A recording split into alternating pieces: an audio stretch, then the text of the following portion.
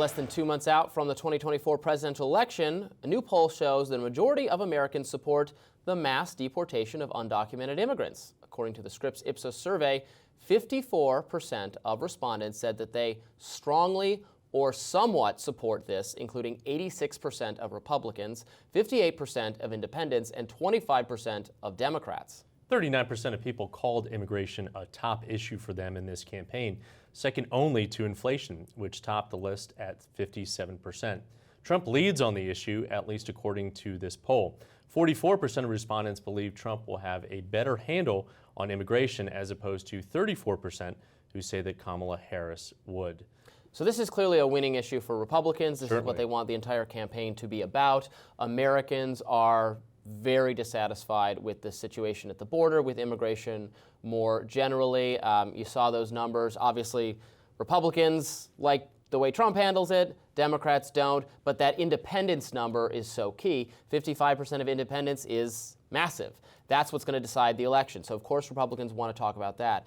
You know, mass deportation, I always wonder about these survey questions because how much information do they give people about what that would actually look like? Does it say, like, are you willing to spend, you know, $13 billion of public dollars to go door to door, right? Do kind of, you know, 1984 level surveillance of people. I think most people are going to say actually no. But what people will say is that why is there not better screening and processing so that we only have people coming into the country who want to work here and don't have criminal backgrounds? Why are people streaming across, you know, the Rio Grande in Texas and causing chaos in border towns? Why isn't it done in a way that better fits the needs of the American people? And those are answers that Democrats have not done a good enough job of supplying. Obviously, like the asylum process is flooded right now because that's the easiest way to legally migrate, is to claim asylum status and then be in the country and wait for a hearing, you know, that could be years away.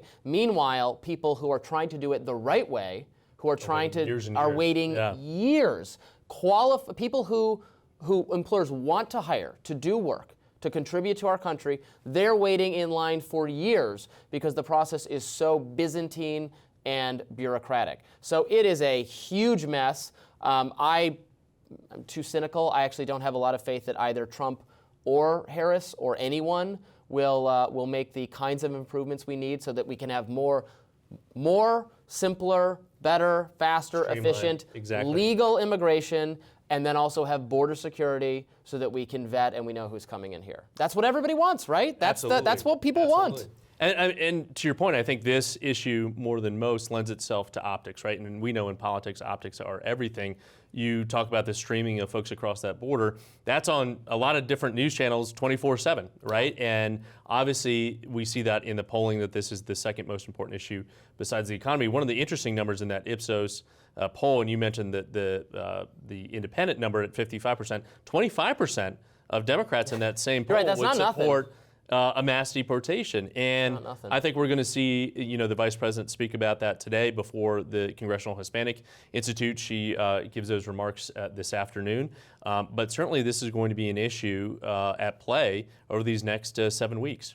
Yeah, and I also think, I think Republicans have miscalculated on immigration a little bit over the years, just assuming they thought of it as like a political threat because immigrants are going to come in and they're going to vote Democrat and we'll never win again. The whole demographics or destiny idea that actually I think many Democratic pundits or activists or campaign people seized upon, like, ha-ha, we're going to win forever in the future. But as it turns out, a lot of Hispanic immigrants are conservative, are religious, hate socialism, etc. Trump is doing better and better, at least in terms of the history of the Republican Party, with many immigrant groups, minority groups, etc. Kamala Harris, the Democrats don't have are not benefiting from like automatic loyalty of any of these groups, and so she could lose the election on that basis. And to your point, I think that's the danger in painting a community like that with one broad brush, right? We think it as a monolithic group, Hispanic Americans.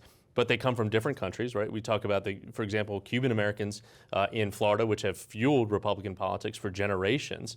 And I think we get into a lot of politicians of all stripes get into problems when they try and paint a particular group with a broad brush, especially with the issue of abortion, right, which is a critical issue for a lot of Catholic Hispanics in this country. A lot of these individuals are also small business owners, right? So they're focusing on economic issues, and we think, their top issue might be immigration, but it's actually, they've been here for generations and they care about the state of the economy and being a small business owner. So I think a tailored message to these groups is going to be critical for both Donald Trump and Kamala Harris that, to your point, the former president are making some serious inroads with across some of these key battleground states. Sometimes you even hear it from illegal immigrants when they're recording them at the border, or reporters who go down there talk to them. They'll say, "Well, yeah, I want to get in this country, but you should shut it behind me. Don't let anyone other my people." That's a common. I mean, it's just a common attitude generally because we're all descended, most of us, from some immigrant group that came to this country. Exactly right. Yeah. So it's going to continue to be,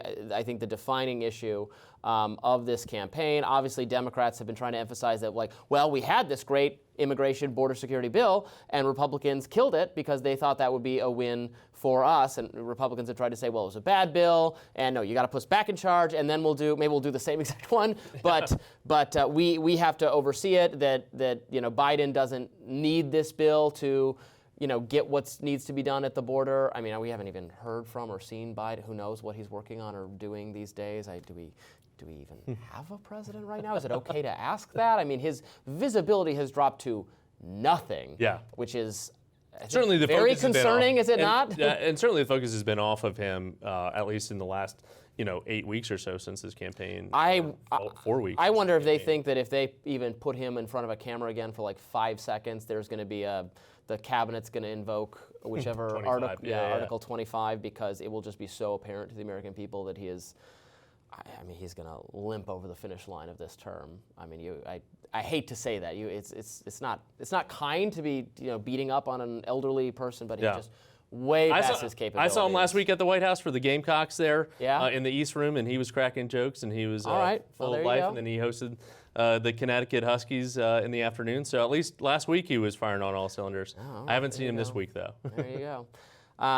Immigration has been very much back in the news recently, specifically with all these conversations. Let's just talk about it briefly, and then maybe this will be the last time with the pets. I guarantee you won't. The pets eating stuff, which got the wrong things got emphasized and exaggerated because there actually aren't accusations of pets specifically being abducted and eaten, but there does seem to be at least some dissatisfaction in small towns like Springfield, Ohio, with the massive influx of immigrants and other problems that might be creating. Well, certainly, and is that fair to say? Certainly, I would agree, and it's certainly a capacity issue for a lot of these small towns that have borne the burden of these different populations coming in and taxing local resources and things like that. Now, a lot of folks in Springfield, including the local leadership, have praised roundly a lot of these Haitian immigrants who are here legally because of protected status and who are working, and because of that can work.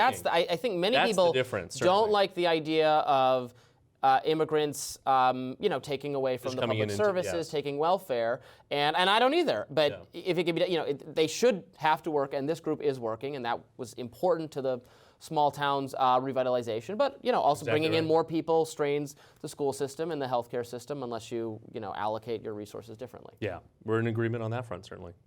More Rising right after this.